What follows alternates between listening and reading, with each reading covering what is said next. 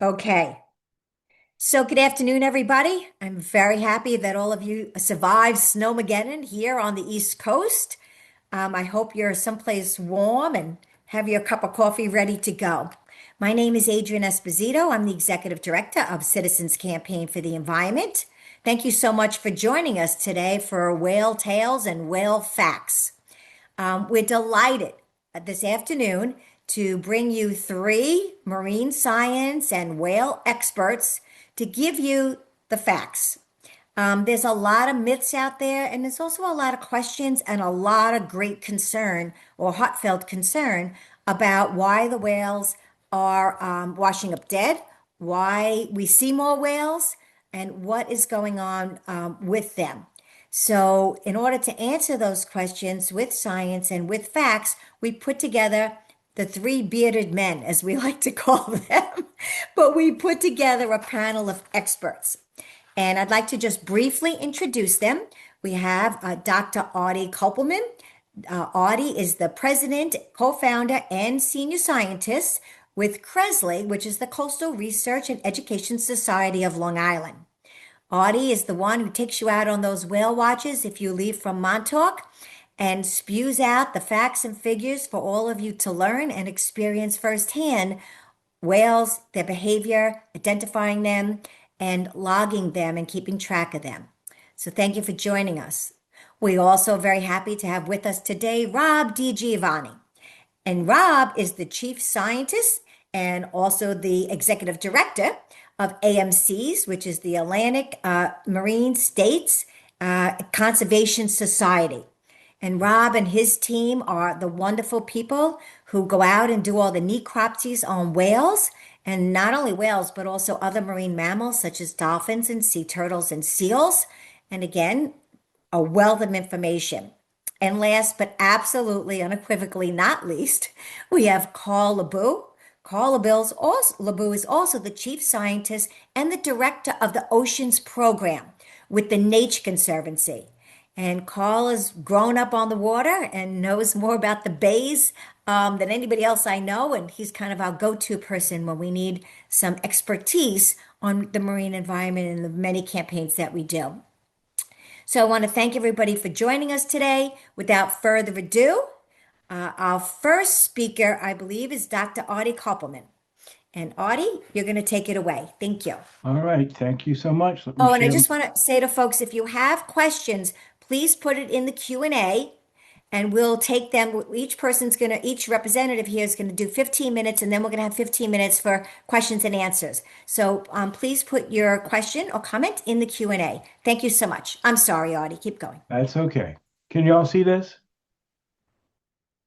Can you see my screen? Yes, Excellent. absolutely. It looks So great. thank you so much. It's a pleasure to be here and talk to you all about this. And I will talk about whales' tails in many different ways and facts and try and straighten out some of the misconceptions out there. So CRESLI's been around since '96. Our mission is to promote and foster understanding and stewardship of coastal ecosystems for research and education. And that's what we've been doing. I've been doing since '96. I've actually been doing that kind of stuff since 1989. Excuse me, move through. Our work in Montauk is comprehensive. We've got nearly 30 years of data looking at a variety of different species of marine mammals, whales, dolphins, porpoises. Well, not too many dolphins, not too many porpoises, whales, and seals on occasion. I'm going to just primarily talk about whales today. Our trips are fairly consistent over this time period in where we went and the time frames. And as I said, they're comprehensive. We have comprehensive coverage. What you're looking at here are about 158 tracks of our trips since 2011. In that time, we've got nearly 60,000 images of cetaceans that we used for a variety of things, including identification. To give you a sense, we use ArcGIS Survey 123 for recording data over the past about 8 and 9 years. And these are the past 5 years of data showing the various different species by color and the sightings in that comprehensive coverage. And 2025's data I've sort of shown here, not as single dots, but as sort of clusters. So here we've got 13 sightings of humpbacks in that area and et cetera. Whoa, these things. Anyway, our work, well, something's going on. Bear with me. My my stuff is moving by itself. So our work is comprehensive. We collect data, not just take people out to see whales and learn about them, and we use photo ID. So, for instance, in humpback whales, we can identify individuals by the underside of their tail flukes. This is a calf in 2024, the 2024 calf of a female by the name of Angus. And the trailing edge can be used to ID, so can the markings. And this will change somewhat from this kind of washy looking markings of a calf to a more distinct, but it's usable. Let me introduce you to another. This is Sailor. So the 2016 calf, I'm not Hasselback, the 2016 calf of Scylla. I saw this calf when it was 6 months old in the Gulf of Maine. I saw this individual in 2018 off the coast of Montauk, healthy, intact, and saw him again in 2020, in 2020, 21, and 22. This is what he looks like. In 2019, he'd been hit by a vessel. Those are prop scars. The dorsal fin is gone, but this is a survivor. We named him, there's a naming group, and his name is Hasselback. Unfortunately, based upon the scar patterns that look like Hasselback cut potatoes or something else. It's not just humpback whales that we can ID, unfortunately, from scars. We can use other stuff, but finback whales as well. This is a finback whale that I first saw in 2010 with these healed but really intense propeller scars. I did not think this whale was going to survive.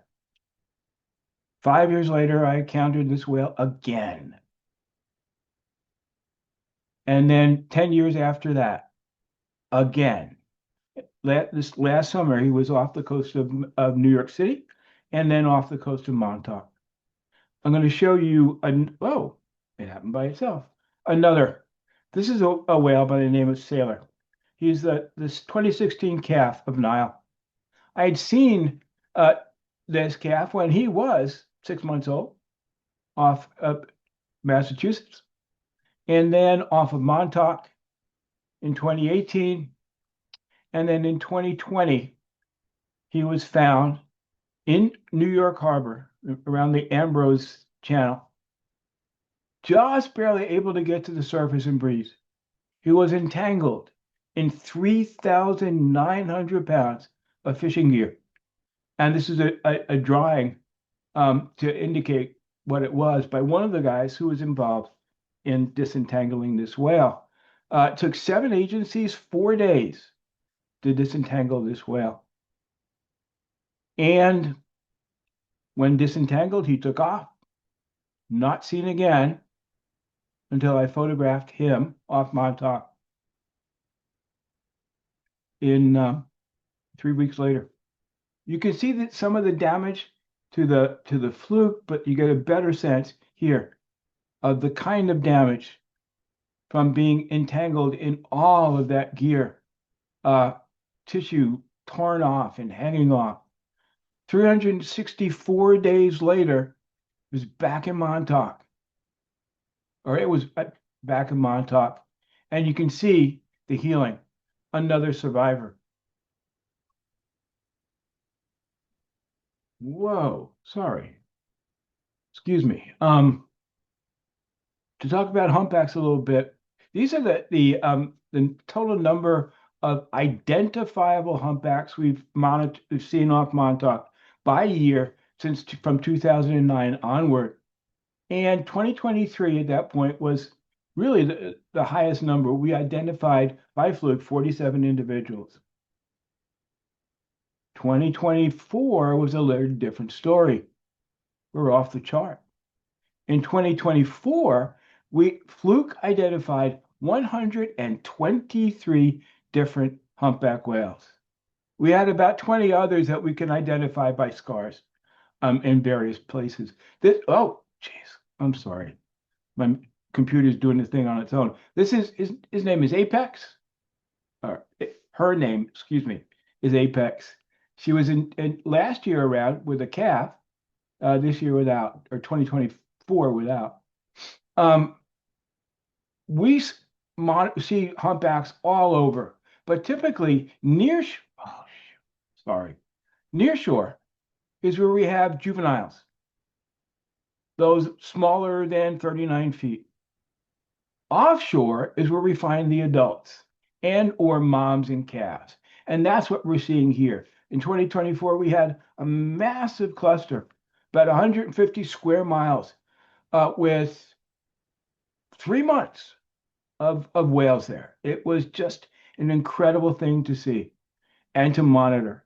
Our colleagues from the Thorne Lab at Stony Brook University were out, and they had similar data, although they weren't out as often as we were, but also saw the tremendous increase in 2024.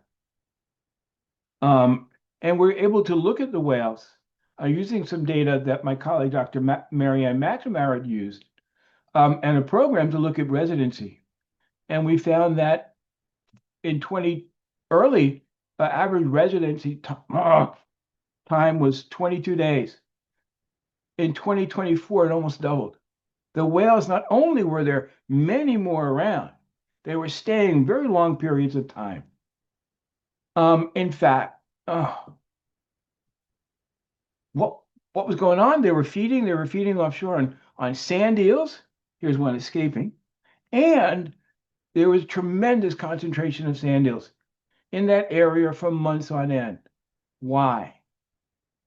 Well, we think what happened was a widespread ecosystem effect of a pulse of extreme freshwater, deep cold water, unfortunately from the melting of the ice caps, that brought nutrients down the coast, deep into the water, and provided this pulse of nutrients to allow an increase in the prey, an increase in small invertebrates, and an increase in the prey, the prey for the whales that are feeding on those invertebrates. This is what we did last summer, was present at the Dr. McNamara did for us at the World Humpback Whale Conference up in Tudusic, Quebec, Canada. This story, and I'll give you a sort of an idea. So this pulse of melting cold water led to regions for months on end in which the salinity was low. Also, we had all of those high densities of prey from the nutrients. Copepods and others. Copepods were food of right whales and food of other critters. We saw a tremendous move of fish and invertebrates moving equatorially, which was a little different than what's been happening over the recent years, moving southward. The humpbacks were in incredible body condition compared to other years. And this is the work done by the drone studies from Stony Brook University. And there's a tremendous number of critically endangered North Atlantic right whales and sei whales feeding in Hudson Canyon around the same time, also because of that pulse. It was an incredible anomaly. And we try to get a paper published about it. We're still working on that. What about 2025? 2025, shoot, back to normal. 2025, we encountered 45 different identifiable fluke identifiable humpback whales. 2024 was more fun, but 2025, what happened? Yeah, still out there, but not in the same densities and back to normal.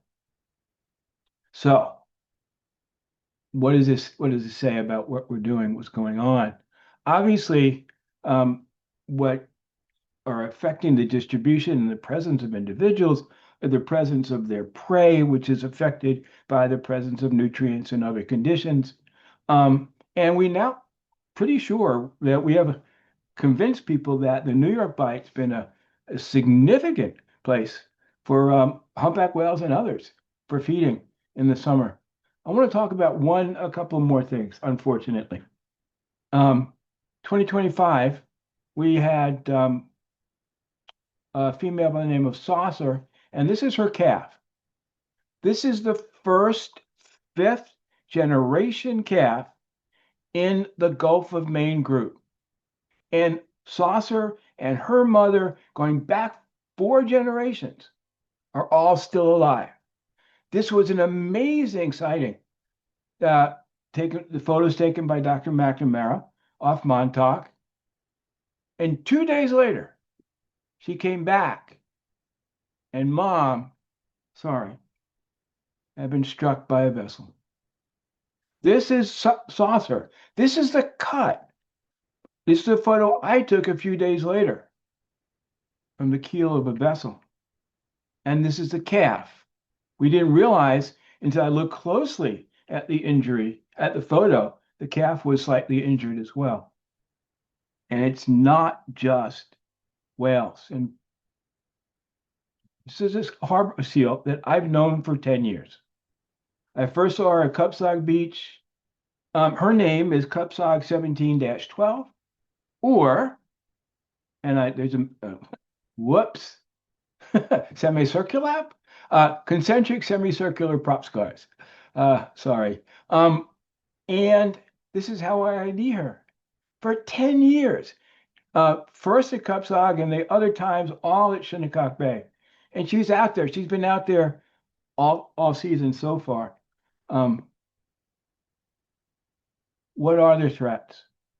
Clearly the threats, so I've tried to explain it, from ship strikes and entanglements, from climate change and other ecosystem disruptors, changes in circulation, changes in prey distribution, changes in exposure to parasites and pathogens, all as a consequence of climate change.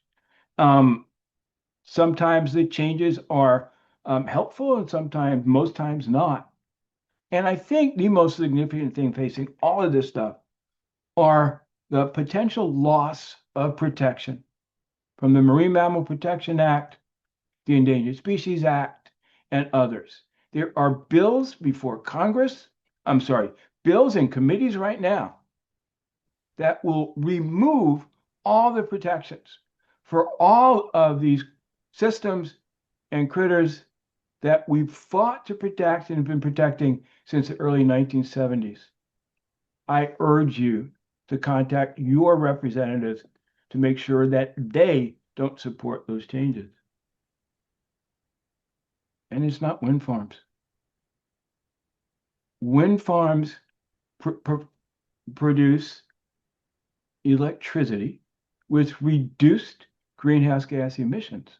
Not zero, for sure, but it's not wind farms that are killing these animals. Not directly. I just want to acknowledge my colleagues, my volunteers, Cresley and Tyler Volunteer Base, my colleagues from the Viking Fleet, whose vessels were used, my colleagues from Stony Brook University, my colleagues from the Gulf of Maine catalog and the New York City catalog and Happy Whale, and my colleagues who are on today with me.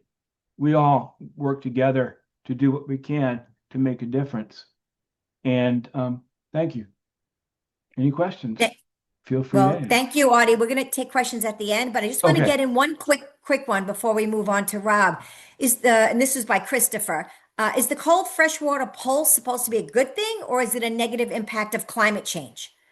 Um, it's an impact of climate change, and it ended up in this case being incredibly helpful in terms of bringing that water, nutrient-laden water down. But I think inherently we can't determine beforehand whether something's going to be helpful or not. This was a surprise, and Okay. that's it. All right, I'm going to Okay. Th- stop sharing.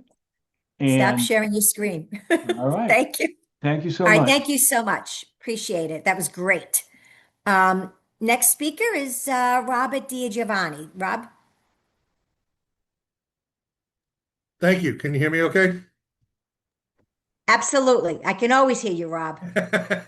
Okay, well, thank you very much. Thanks for having us come and talk about whales. And it's always a great honor to talk with all of you and to talk about the work that's being done. And this can't be done alone. I mean, as already mentioned, there's many aspects to what we do. I am with the Atlantic Marine Conservation Society, and our mission is, let's see if this advances. Our mission is to promote marine conservation through action. And we do that through many programs. We do that through our conservation research, where we look at the health of many marine species, such as seals and sea turtles. We also do that through rehabilitation. We have sea turtles in our facility in West Hampton Beach. We have 25 endangered Kemp's Ridley sea turtles that we're taking care of right now. And we were in here yesterday getting in through the storm, trying to be able to get in so we can feed them. We also do that with education and outreach. And then entanglement response, we were actually already told most of the story that we will be talking about with this whale here, but we work with the Stranding Network, which is a number of partners in coastal organizations. And the Center for Coastal Studies are the experts on disentanglement for not only the United States, but probably the globe. And so we worked with them to provide logistical support for this animal. We'll talk a little bit about that. But one of the things we're here to talk to you about is really the stranding investigations part of our program, where there are two groups that do this work in New York now. There's the Atlantic Marine Conservation Society and New York Marine Rescue Center, and we kind of divide that work up into different categories. AMCs, or Atlantic Marine Conservation Society, actually responds to any animal that's dead on the beach to conduct an examination to try and understand the causes of mortality. We also deal with live large whale events, and we also deal with, as I mentioned earlier, cold stunned sea turtles that when other networks are being taxed because there's so many, then we can actually spin up our critical care facility to work in a crisis. So what do we do when a whale comes up on the beach? Well, we conduct a necropsy, which is just like an autopsy for us. This is an animal that came up back in 2017. AMCs has been around since 2016. We're actually in our 10th year now. And we started because we saw when I was working at Riverhead Foundation, we saw that there was an increase in the number of large whale strandings that were starting back in around 2007. Prior to that, we would get maybe one whale every, year or so, and longest time between whale events was 619 days. Around 2007, that had changed to getting 1 to 3 whales a year. So we started to see this shift. We also started to see that shift around the same time we were talking with Artie, and they were starting to see other whales, such as humpbacks and stuff, starting to come into this area. So I wanted to just take a pause here and point out that, we use the word whale generically and say it's just every whale, but there's other species of whales. There's the humpback, there's the sei whale, the North Atlantic right whale, the fin whale, and there's differences between strandings per year or per sightings, like I already spoke about. So this is the case where back in April of 2017, we had a humpback whale wash up in the Rockaways, which already starts to become a little bit more unusual because we usually would see animals on the eastern end historically, and not as many farther west on the island. You can see here when we started back then, we had a huge team. There was 5 of us on this whale when we were out there. And I think Hannah, who's there taking data, was doing a great job pointing out that it was rainy and miserable out there. And I show this because even with that, we were still able to examine that whale. We conduct an external examination. Kim Dorm's on the right side here, looking at some of the scarring that we have. So we document that. And then we do an internal examination to try and understand causes of mortality. And I'll talk a little bit about that later. But the key here is that now, as we look at the changes in strandings, this is a comparison graph for the last 25 years, looking at The 3-year mean stranding average for the eastern seaboard on the top, and then the 3-year mean stranding average against actual on the bottom, showing that we did see some peaks. Um, but what's interesting here is that we did see a major peak in 2023, and we'll talk a little bit about that, and about what we found as a result of that. But Artie mentioned that he started in 1989, and I forgot to mention, I started in 1990. We both worked at Okino's Ocean Research Foundation at the time. And the thing that I always take from that experience is Okino's was trying to get people to talk about whales being here in the New York Bight, and that they were here, and that it wasn't just a void of life, that these animals were here. And so that was a big part of this. And it's taken decades for a lot of the work that Artie's done to make people aware that you don't have to go up to New England to see these whales. You're seeing them in our backyards. And I think that that's a big part of what you're seeing here for the changes. To kind of point this out, the heat map on the right kind of shows from 2016 through 2025. We chose that time not just because it's our 10 years, but it also happens to be when unusual mortality events were declared. NOAA Fisheries has a working group, and when they look at an increase in frequency of strandings or an increase in a certain area, they come together and convene and say, hey, is this unusual? Is this more than 2 standard deviations above the mean? And if they do, then the working group will actually determine an unusual mortality event. And back then in 2016, 2017, 3 unusual mortality events were determined, were designated for 3 different whale species: the North Atlantic right whale, the humpback whale, and the minke whale. The detailed table on the left is some data that we put out after each season showing the strandings. And why I wanted to point this out is because although 2023 was one of the busier years we had for large whale strandings, it also happened to be a busy year for us getting reports of animals that were very far offshore and probably would not have been reported if it were not for some of this extra effort that was going on. So a number of the animals were not able to be examined. If you look down at the bottom, you can see that there's one unidentified whale that's 80 miles off of Montauk. There's one that's 32 off Southampton, 17 miles off. These are animals that we were not able to get to and look at them. And I'll talk a little bit about the ones that we could examine, but it's also important to note that being able to see what's out there and getting a bigger picture is really important for our understanding of how these changes occur. We work with our partners up and down the coast, and this is giving you an example of some of this. I probably should have given the disclaimer that there's some difficult pictures to see here.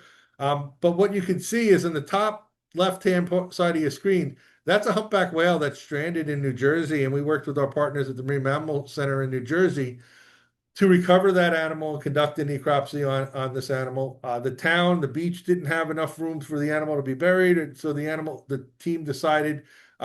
town decided to move it off. And this is them using all that heavy equipment to put the animal onto a flatbed and move it offshore. As Artie mentioned, that we do have younger animals that are usually closer to shore, usually around 30 to 35 feet, and then you have larger ones. But still, when you're looking at a 30-foot animal, you can still look at an animal that's probably 30 tons or 50 to 60,000 pounds. So that it's not a small thing to just move. I always use this as another example when I'm trying to train towns. You can see on the right-hand side, you can see 2 payloaders hooked up to this humpback whale trying to move it. I'm going to spoil it. Those 3 payloaders could not move that whale. The one excavator was able to do that and move the animal, and we were able to examine it, and we'll talk a little bit about that. So in the last 10 years, we have worked with at least 125 large whale strandings. You can see the distribution of the table here where we had humpback whales, we had minke whales. And what's interesting is we do have some that are alive, and that's really another part of this equation is some of the ones that are alive, in the case of the humpback whales, were animals that might have been up in Jones Beach area, might have been in the inlet area. And so those are animals that we just monitored and moved out of the area.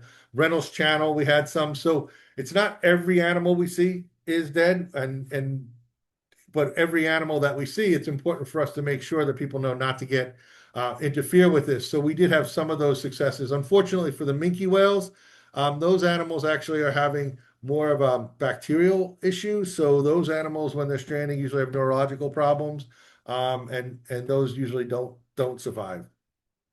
What you might also see here is that there's a very big a lot of variability in the condition of the animal, which also hinders our ability to conduct some of these examinations.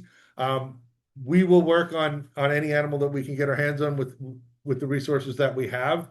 And with that, we were able to determine that for the humpbacks, 39 out of the 65 had evidence of um, human interaction, and you can see the trend here that there's a little bit less than half of them have evidence of human interaction. We'll talk a little bit about that. I did mention the unusual mortality events, and these are data where you can go and look for NOAA fisheries, so I don't need to really get too much in the weeds for it, other than to say that we did see that there was an increase in humpback whale strandings in 2023. Those numbers have kind of come down a little bit. And that also looks at some of the sightings that we had and some of the changes that we had. You might have noticed in some of Artie's data as well, and seeing more offshore or more near shore. The same thing for the minke whales. Minke whales are always they're a neat animal, but they're smaller and they're a lot more difficult to see. So they're probably the ones that get less reported. But if you want any more information on that, please go to the NOAA website. One of the things that we can talk about here is that the endangered North Atlantic right whale is probably one of the more well-studied whales. It's an animal that there's few individuals. It's been part of a UME. The leading cause of mortality for this animal has been and still is entanglement or vessel strike.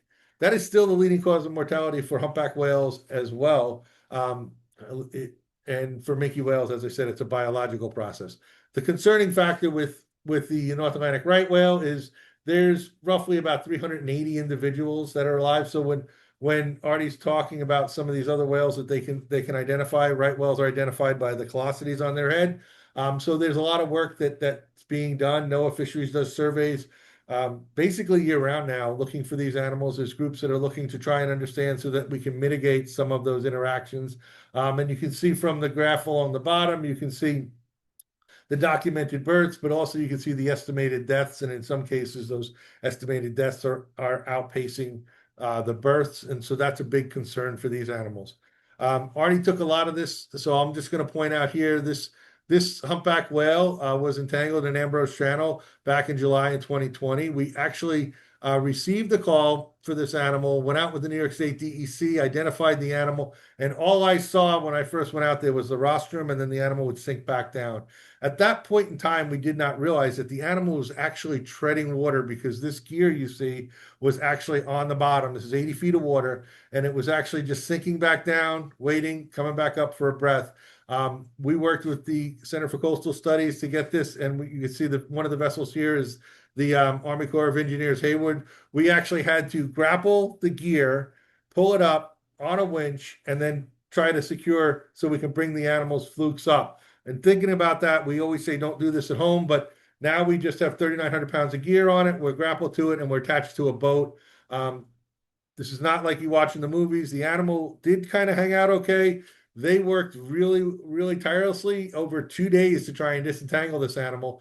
And then when the animal was disentangled, I say this only because it's not like you see in the movies. All of a sudden, we said, you heard over the radio, I think it's free, and it swam away. And people kind of missed the whole thing, that it just kind of was able to get free and it swam off. No, thank you, until Artie saw it, 2 weeks later. So that was really exciting for us, that at least we know it was doing well. To summarize, So it didn't even say goodbye or thank you or anything like nothing, that? not even that. The Okay. only All right. better part for us Sorry, was Rob. when we got back to the dock, one of the captains for the DEC brought us pizza, so at least we got food. So we were happy.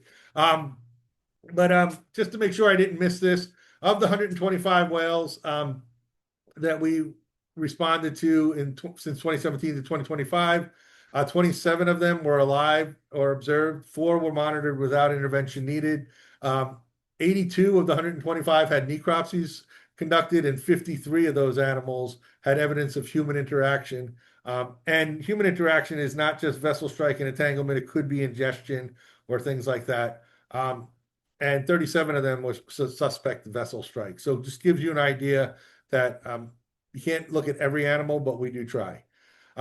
And this is a sei whale, and I just want to kind of bring this point up. This was a sei whale that came up on May 4th in 2024 in Brooklyn. It was on the bow of a ship, and this animal came up. The ship didn't know it was on the bow, and that's something that we also need to think about. Is everybody says, don't they know that they hit these animals? I mean, the ship that hit it was the seventh largest ship built a couple of years earlier, so they might not notice that the animal's there. They did notice when they were docking. We ended up having to tow that animal to Sandy Hook, New Jersey, just for the reason that they actually had piping plovers in the closest beach, so we couldn't go there. So we had to tow it across New York Harbor to Sandy Hook. I worked with our colleagues at Marine Mammal Center and I think it was a Seagirt Fire Rescue where they had to get out there, get a line on it, and bring the animal up to actually conduct a necropsy. And then one of the more recent cases we had, you might have heard about a minke whale that was hit by a boater.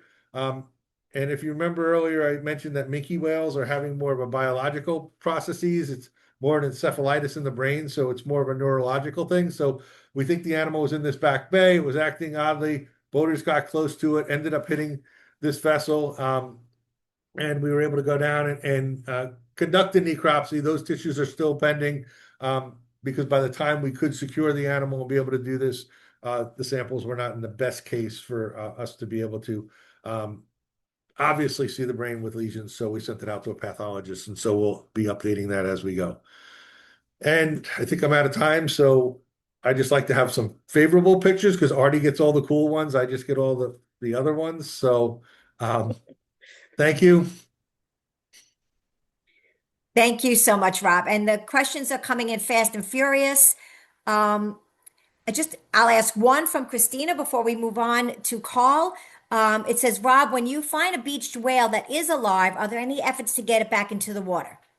Yeah, that's a really good question. I mean, it's very difficult. The beach whale, when it's on shore, usually is already starting to crush its internal organs. So there's usually a lot more things that are going wrong.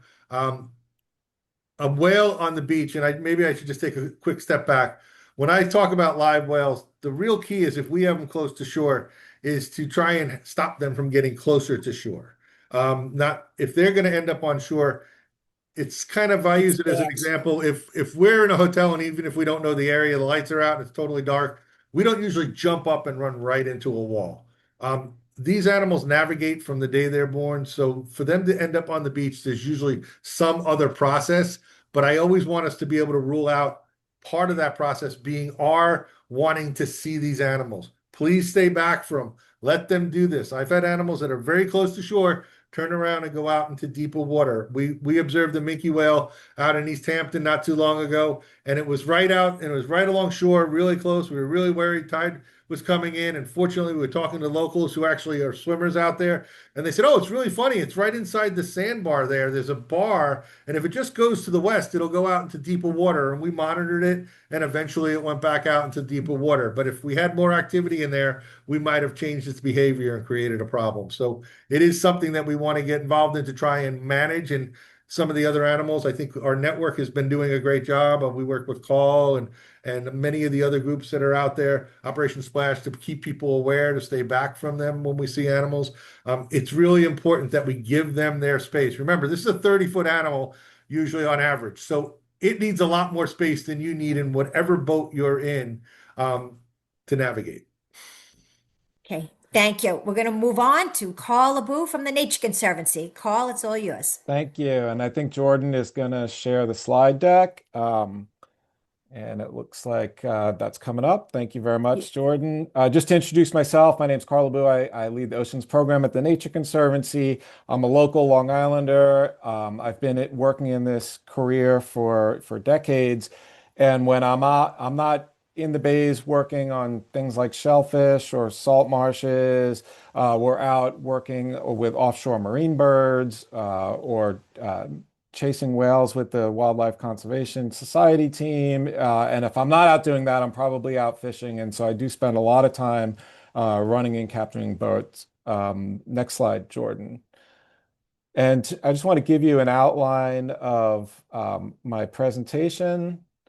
I'm going to start out just talking a little bit about what whales are doing when they're here, what they're eating, a little bit of a focus on Atlantic menhaden because there's some updates that are worth sharing.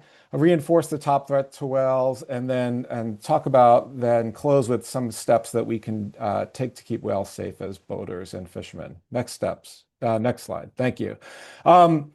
If perhaps like me, you learned in kindergarten that the great baleen whales don't eat fish, they eat krill. Not to call out my kindergarten teacher, but that was probably an oversimplification. A lot of the whales that we see around our water, these baleen whales, do in fact eat fish.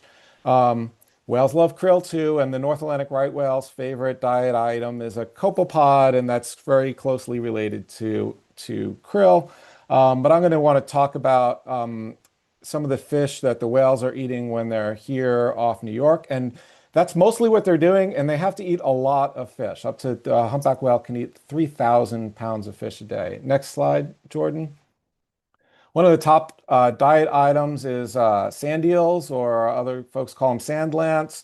Um, Good news for sand eels is there's no large significant fishery, recreational or commercial, for sand eels.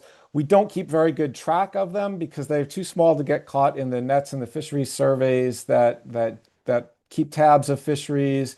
Um, and some really good news is in 2016, the Mid-Atlantic Fishery Management Council added sand eels and many other species of what they called unmanaged forage fish, giving them added protections that will prevent new fisheries from, or complicate it for new fisheries that want to get started for them. So that's good news for sand eels and the other things that eat them. Next slide, Jordan.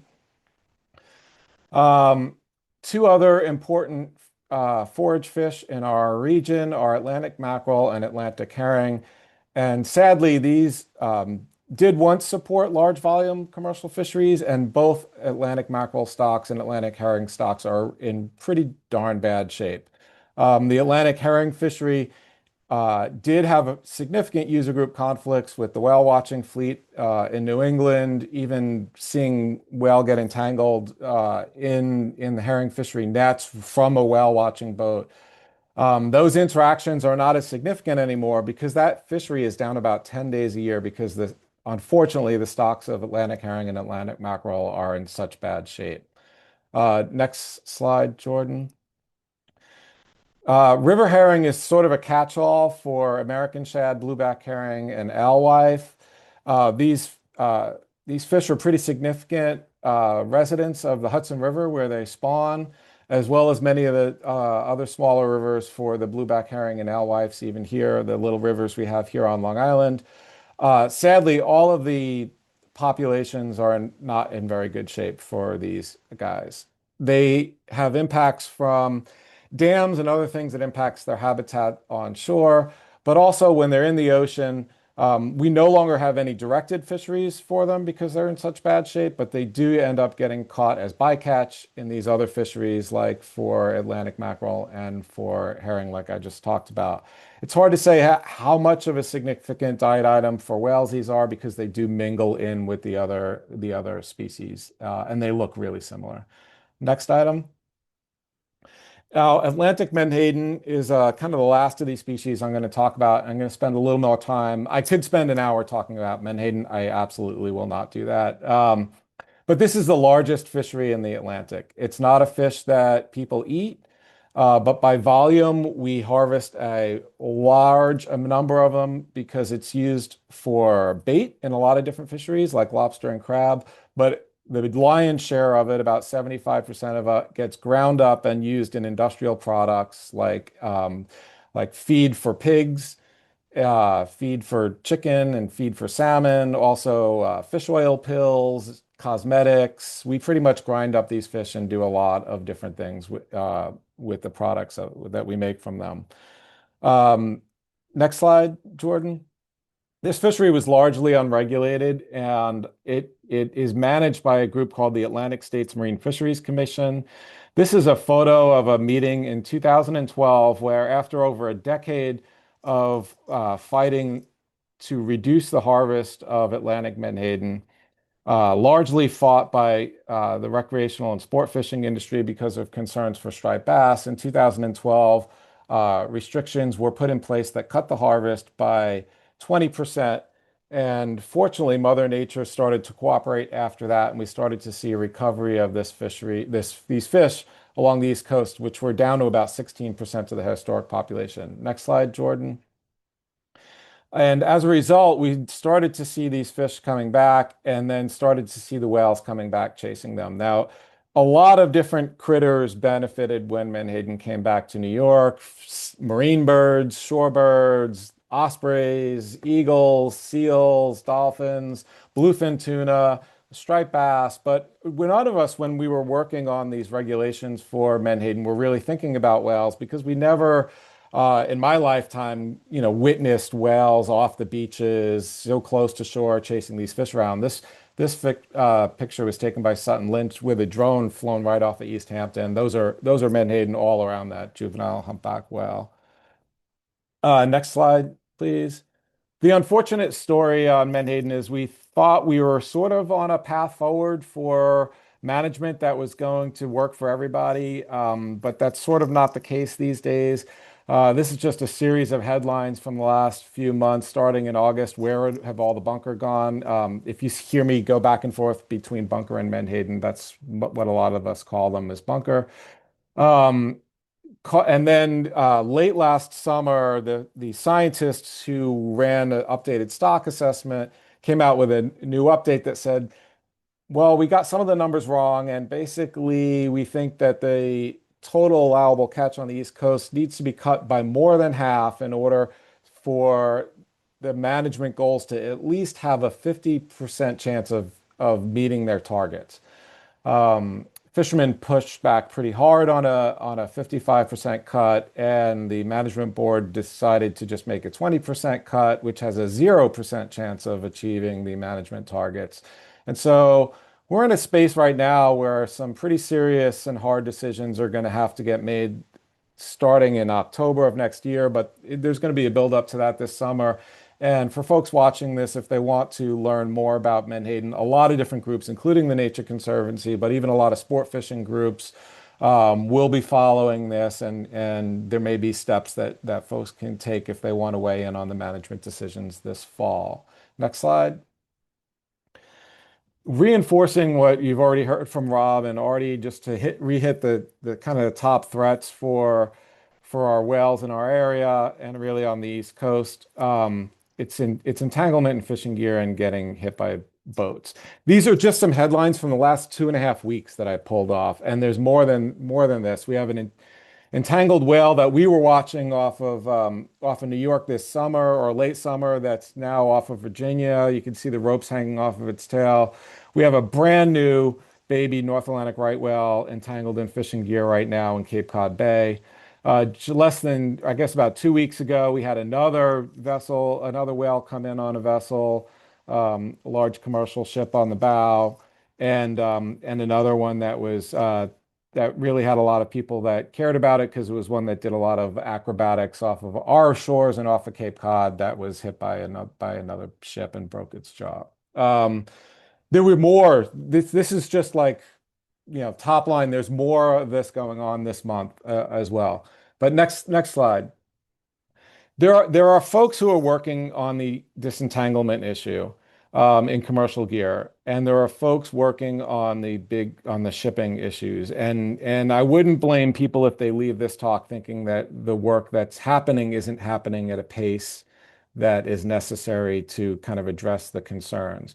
But one of the things that wasn't really being well addressed is a lot of what I see when I'm out on the water, and I think Artie took all of these photos, and what the other folks who work on the water are interactions with smaller vessels. These are not with the big commercial ships, and interaction in fishing gear that is not necessarily the ropes that are associated with commercial fishing line and the nets that are associated with commercial fisheries. And these are the smaller gear, the smaller fishing lures that I use myself.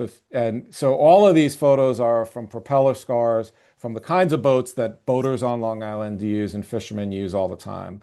And that the one on the top right-hand photo is a fishing jig that I have a dozen of those exact jigs in my tackle box. And so the fishing lines we use today, even in recreational fishing, can do significant damage to a whale. You can see how it's cutting right through its tail. And so all of us got together, myself as well as with Rob and Artie and other of our friends at Gotham Whale and Wildlife Conservation Society and DEC. And next slide, Jordan. And we put together a well-safe boating class, which can be accessed at this URL, www.boatingwithwhales.com. There is a safe boating class that is mandated by New York State that all boaters take. It sadly doesn't even mention any interactions with marine life and boating with whales. And so we put together this training module that is free. It's online. You can take it on your phone. We tried to make it fun even, and you'll learn a bit about how to look for whales, the kinds of whales that are in our area, and then how to safely drive a boat when you're around them, and then also what to do when you see a situation that requires calling in some professionals. And so what folks can do is really help spread the word on this class. Again, jot down this URL.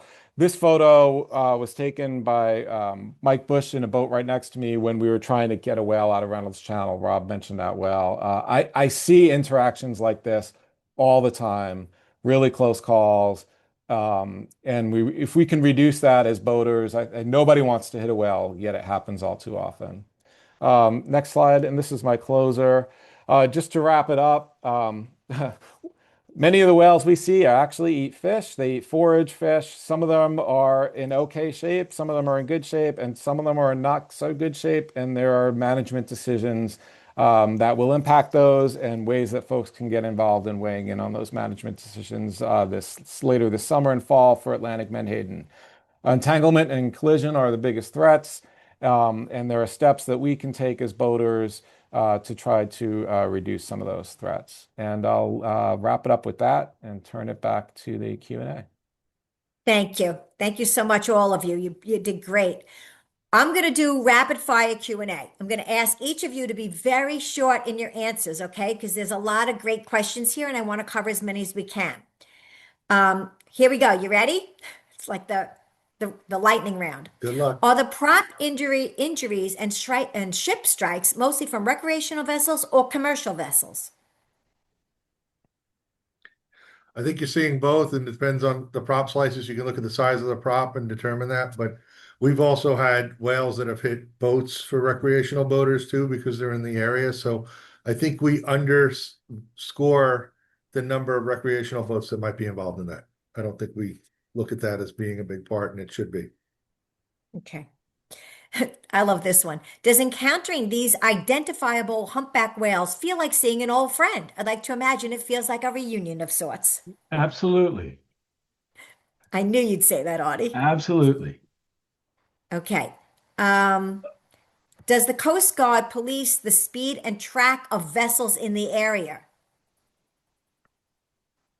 Only in areas where there's speed limits. There's something called dynamic and special management areas, right, that are in place for large commercial ships. When a certain number of North Atlantic right whales are in the area, that's typically in the wintertime for here. And they can tell from AIS if the vessels are moving beyond the speed limits, and they will often call them because they can directly contact them at sea and ask them to slow down. But those are just for North Atlantic right whales. And all of the whales we see around here all summer long, the humpback whales, the minke whales, the fin whales, none of those speed limits and things like that apply. And so it really is incumbent upon captains to make smart choices. Okay. Well said. Would you say that it's fishing vessels, recreational boats, or cargo ships that are the most dangerous to whales? In terms of collision, commercial fishing boats often move slowly. And so, whereas recreational and sport fishing boats will tend to move very fast, and then the large commercial ships will move very fast. And the noise that they create could be 400 or 600 feet away from the propeller from the front of the ship, right? And so those fast moving cargo ships create a different scenario. Remember, we have high-speed ferries buzzing around New York Harbor between New York and New Jersey. There's we have police boats flying around. There's a lot of different boats flying around, and all of them if they're near whales, create a threat. Okay. For the number of hurt and stranded whales actually seen or reported, what percentage do you estimate aren't?